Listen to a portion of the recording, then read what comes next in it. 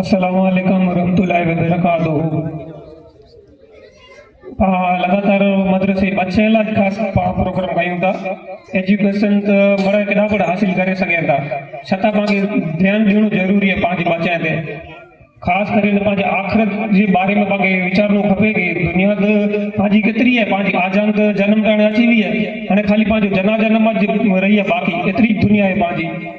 आख़िरत लाइ गुरु पाण कयूं था तयारियूं। ई पाण मदरसे जा बच्चा जो तालीम वेंदा, पाण त तालीम न करा, छतां पाण खे तालीम ॾियणी ज़रूरी आहे कि अहिड़ो न कि मदरसे बच्चा निजात तालीम ॾिनी सघनि था, पाण वॾा बि ॾिनी सघूं था। मौलाना सही तरीक़े जो पाण क़ुर मजीद सेखारे रहिया आहिनि, त पाण खे ज़रूरी आहे कि इल्मु हूंदो ई आख़िरत में कमु अचींदो। पाण खे दुनियादारी पाण खे दुनिया में ख़तमु थी वेंदी।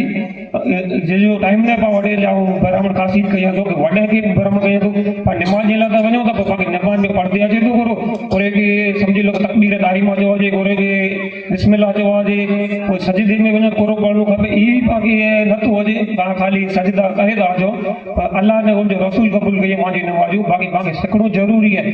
निमाज़ अहिड़ी वस्तु आहे कि पाण खे सही पढ़णी ज़रूरी आहे। टाइम न आहे, लेकिन पाण चूक न कयूं था। अस्सलामु अलैकुम वरहमतुल्लाहि वबरकातुहू।